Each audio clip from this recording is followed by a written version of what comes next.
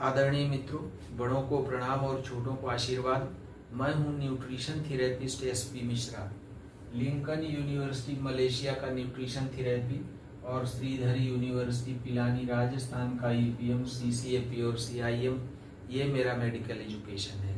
मित्रों, आपने सुना होगा या कभी देखा होगा या हो सकता है कभी आप स्वयं ही भुक्त भोगी रहे होंगे कि कभी कभी कोई बच्चे प्रेयर ग्राउंड पर, प्रार्थना स्थल पर बेहोश होकर के गिर जाते हैं। ऐसा ही कुछ होता है कभी कभी परेड ग्राउंड में कोई जवान बेहोश होकर के गिर जाते हैं। ऐसा क्यों होता है, क्या है इसका साइंस, इसी के बारे में थोड़ा सा डिटेल में आज हम जानने की कोशिश करेंगे। मित्रों, आप मेरे इस चैनल को सब्सक्राइब कर लीजिए। मैं इस पर हेल्थ से रिलेटेड बहुत कुछ बताने वाला हूँ। मित्रों, सब्सक्राइब करने से फ़ोन मेमोरी पर बोझ नहीं पड़ता है और इस वीडियो को लाइक, शेयर और कमेंट कर दीजिएगा। ऐसा करने पर यूट्यूब वीडियो को वैल्यूएबल मानता है। तो चलिए आगे बढ़ते हैं। मित्रों, इंसान ज़्यादा देर तक खड़े रहने की वजह से बेहोश होकर के गिर क्यों जाता है, इसको हम 4 पॉइंट्स में समझने की कोशिश करेंगे। जिसमें से पहला है रीज़न, ऐसा होता क्यों है, क्या है इसका मैकेनिज्म। दूसरा है डू नॉट, मतलब कि यदि कोई ज़्यादा देर तक खड़े रहने की वजह से गिर जाता है तो क्या आपको बिल्कुल भी नहीं करना है। यही है most important point of this video. इस वीडियो का सबसे महत्वपूर्ण भाग यही है कि आपको इस कंडीशन में क्या बिल्कुल नहीं करना है। और तीसरा पॉइंट है क्या करना चाहिए हमको, यदि कोई बेहोश हो करके गिर गया तब हमको क्या करना चाहिए। और चौथा पॉइंट है प्रिवेंशन, यानी कि ऐसा क्या करना चाहिए जिससे कोई बेहोश होकर के गिरे ही नहीं।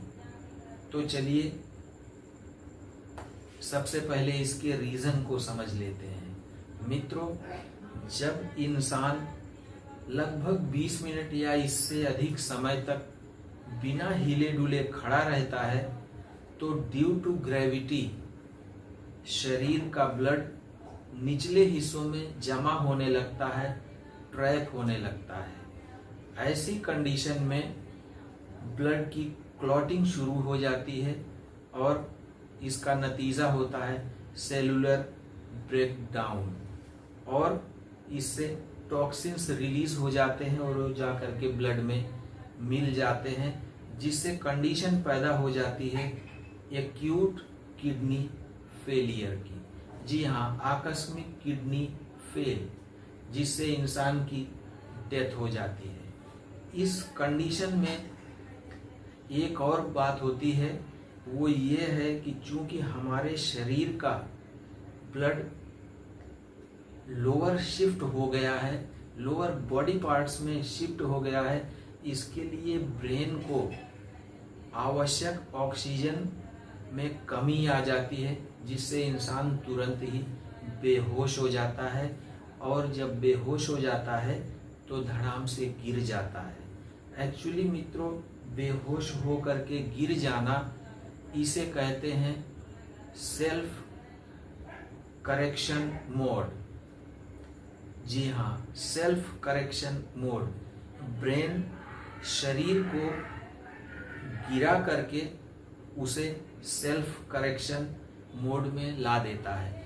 ऐसा होने से क्या होता है कि जो ब्लड लोअर बॉडी पार्ट्स में, टांगों में ट्रैप हो गया था, शिफ्ट हो गया था, जमा हो गया था, वो तेजी के साथ पूरे बॉडी के ब्लड के साथ मिक्स हो जाता है और क्रिएट हुई इमरजेंसी नल हो जाती है, निरस्त हो जाती है, समाप्त हो जाती है। तो मित्रों, ये रही इसकी मैकेनिज्म। और अब हमको ये समझना है कि हमको इस कंडीशन में क्या नहीं करना है।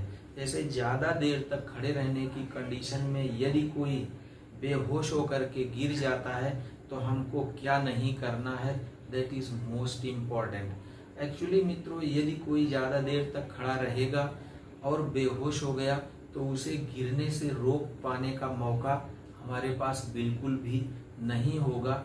वो गिर ही जाएगा और सेल्फ करेक्शन मोड में आ ही जाएगा।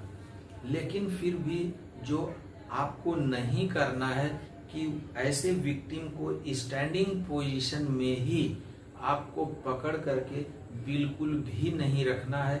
चाहे आप सोच रहे हो कि नज़दीक के हॉस्पिटल में ले करके चले जाएं स्टैंडिंग पोजीशन में ही, या किसी दूसरी जगह पर शिफ्ट करने की सोच रहे हैं, रीज़न कोई भी हो, उनको स्टैंडिंग पोजीशन में ही रोक करके मत रखिए। मेडिकल लिटरेचर बताता है कि यदि ऐसे विक्टिम को आप स्टैंडिंग कंडीशन में 4 से 6 मिनट तक रोक देते हैं तो डेथ हो जाएगी। फिर से सुन लीजिए, यदि आप 4 से 6 मिनट तक ऐसे विक्टिम को स्टैंडिंग पोजीशन में रोक देते हैं तो 4 से 6 मिनट में डेथ हो जाएगी। कुछ ऐसा ही होता है माउंटेन क्लाइंबर्स के साथ। जब वो सस्पेंशन ट्रॉमा में आ जाते हैं तो उनको बहुत जल्दी बचाना पड़ता है। यदि वह सस्पेंशन ट्रॉमा की कंडीशन में ही 4 से 6 मिनट तक निकाल दिए तो उनकी डेथ हो जाती है। मित्रों, तो ये आपको बिल्कुल भी नहीं करना है। अब करना क्या है, देखिए, जो भी इंसान बेहोश हो गया वो नियर अबाउट गिर ही जाएगा, उसे कोई रोक नहीं पाएगा। यदि आप कुछ कर सकते हैं या मौका मिल जाता है तो हेड इंजरी बचाइए। और यदि इंसान गिर गया है तो उनको कहीं और शिफ्ट करने के बजाय आपको उनके दोनों पैरों के पंजों को पकड़ करके लगभग 1-1.5 फीट की ऊंचाई पर कुछ देर के लिए पकड़ के रखना है।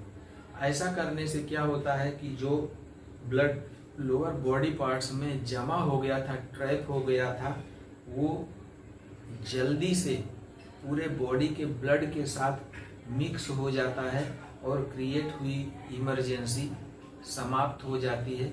इससे थोड़ी ही देर में विक्टिम होश में आ जाएगा। अब आते हैं चौथे पॉइंट पर। चौथा पॉइंट है प्रिवेंशन।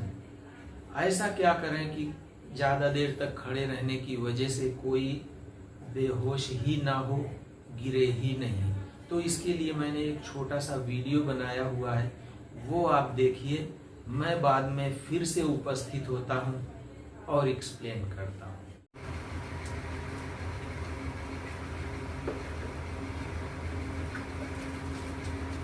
मित्रों, प्रेयर ग्राउंड में बच्चे या परेड ग्राउंड में जवान यदि अपने पैर की उंगलियों को जूते के अंदर ही वही वाला मूवमेंट देते हैं जैसा कि आपने अभी वीडियो में देखा, तो बेहोश होने की कंडीशन से बच सकते हैं। मैं समझता हूं कि मैं पूरी प्रक्रिया को आपको अच्छी तरह से समझा पाया हूं। मित्रों, एक और चीज़ जो आपको सुनना चाहिए, मैं अपने टीचर डॉक्टर विश्वरूप रॉय चौधरी जी के संपर्क में हूँ। हमारे पास देश में 20 हॉस्पिटल्स हैं, देश विदेश में 500 से अधिक क्लिनिक्स हैं, प्लस हम लोग ऑनलाइन फैसिलिटी भी प्रोवाइड करते हैं। ऐसा करके हम लोगों ने किसी भी स्टेज की बहुत सी बीमारियों से बहुत से लोगों को स्वस्थ कर दिया है। इसके बहुत से टेस्टिमोनियल्स हमारे पास मौजूद हैं। मित्रों, यदि आप या आपके अपने भी किसी बीमारी की गिरफ्त में हैं, किसी भी स्टेज में हैं और स्वस्थ होना चाहते हैं, तो मेरे इस नंबर पर 500 रुपये की मेरी गाइडेंस फीस भेजिए और फ़ोन कीजिए। मैं चाहता हूं कि आप और आपके अपने स्वस्थ हो जाएं, क्योंकि आई लव यू।